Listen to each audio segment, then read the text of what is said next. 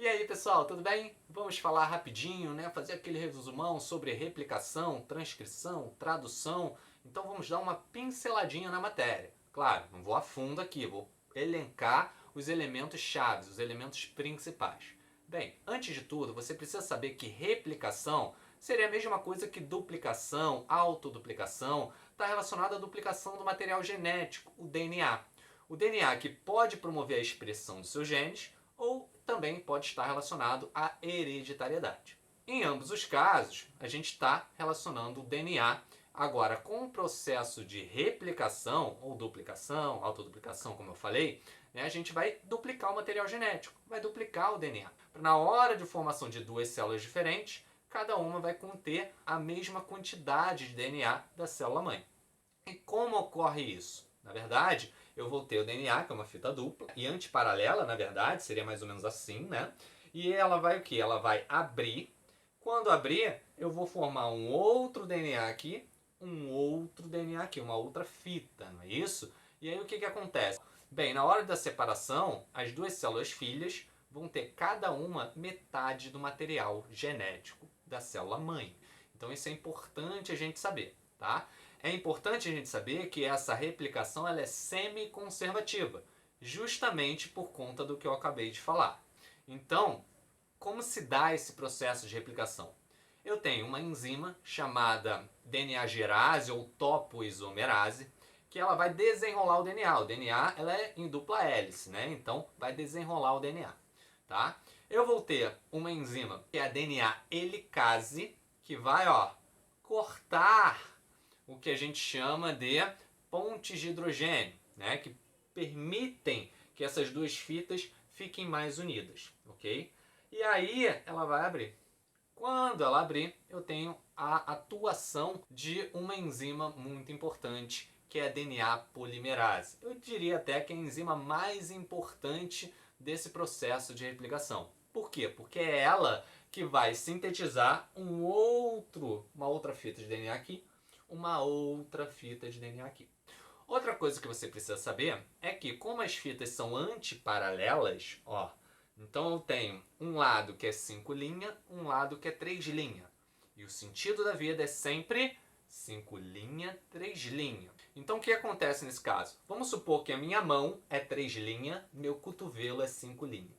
O DNA então ele está assim, que ele é antiparalela, correto? Na hora de eu abrir o DNA, eu tenho esse lado 3', vai encaixar uma DNA polimerase aqui. Quando encaixa, ela forma aqui um 5'. Então, 5' que se liga ao 3', correto? Então é 5' e vai em direção ao 3'. O movimento dele é contínuo, a gente chama isso de fita líder. Então o movimento é contínuo, porque ele está indo de 5' para 3'. Já no sentido inverso, a DNA se abriu nesse sentido. No sentido inverso, eu tenho cotovelo é 5', lembra? Então o que acontece nesse caso? Vai se ligar um DNA polimerase aqui, 3'.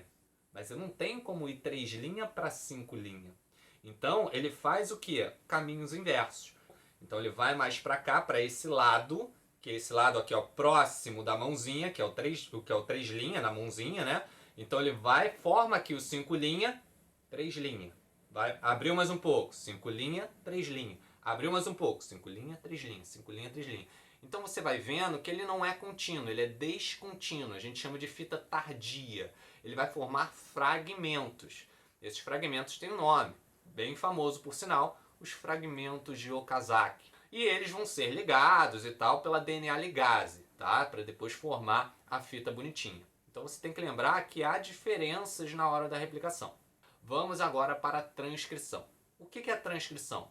A transcrição é transformar DNA em RNA. Como é que eu formo DNA em RNA? Através de uma enzima.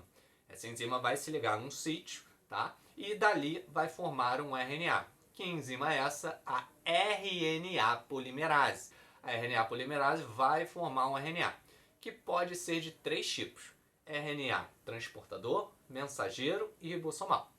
Transportador é aquele que vai transportar, geralmente, né, um aminoácido junto com o anticódon. O anticódon que se pareia com o códon, a gente já vai ver isso. O RNA mensageiro é o que leva o códon, o que leva a mensagem que o material genético está querendo. para o processo de tradução em proteínas. E o RNA ribossomal é aquele que vai formar o ribossomo, que vai ser essencial nesse processo de tradução para formar novas proteínas, ok? Então o RNA mensageiro é o principal, que leva a mensagem, que vai ser lido. Ele que tem os códons. Lembrando, o que é um códon? Códon é uma sequência de 3 nucleotídeos, tá? E muitas das vezes a questão ela vai botar 3 nucleotídeos ou 3 bases de nitrogenadas. Então o que vai acontecer? A gente tem a formação do RNA no processo de transcrição. O processo de tradução vai ocorrer no ribossomo. Então a transcrição ela ocorre no núcleo, porque o DNA ele está no núcleo. Esse RNA ele sai do núcleo e vai para o citoplasma da célula. Se for o ribossomal, vai formar o ribossomo. Quando forma o ribossomo, o que acontece? Vai passar por ele o RNA mensageiro, e nesse RNA mensageiro vai encaixar ali o códon, uma sequência, uma trinca de nucleotídeos, e dali vai vir um RNA transportador, que transporta o anticódon. Então o códon vai se parear com o anticódon, e dali vai gerar um aminoácido, geralmente. Dali vão sendo pareados, enquanto o RNA mensageiro vai sendo lido pelo ribossomo, tá? Vão sendo pareados ali RNAs transportadores com aminoácidos, e ali formando ligações peptídicas que no final vão formar proteínas.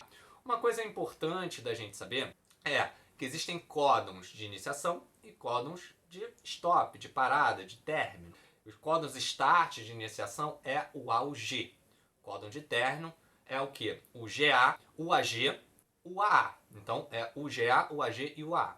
Então esses códons eles vão parar e eles não codificam aminoácido. Já o códon de iniciação codifica o aminoácido metionina, beleza? Então são os únicos, na verdade, que você precisa gravar. Outra coisa que você tem que saber também é que o código genético é degenerado. Por quê? Porque mais trincas de nucleotídeos vão codificar muitas das vezes o mesmo aminoácido. Então, por exemplo, eu tenho como chegar de DNA para proteínas, mas eu não tenho como saber dessa proteína qual a sequência de DNA que foi formada. Então você tem várias sequências para o mesmo aminoácido, tá? Esse é um caso. Outro caso que a gente tem que falar é do splicing. O que é o splice? O splice é uma edição de RNA. Então o RNA mensageiro, quando ele sai do núcleo, beleza? Ele pode ser editado. Então o splice vai remover algumas partes desse RNA, que a gente chama de pré-RNA. Então vai remover os introns e vai ligar os exons. Então vai formar um RNA menor com uma sequência diferente, e dali eu vou gerar aminoácidos, proteínas diferentes. Essa edição ela acaba sendo muito importante e só ocorre em eucariontes.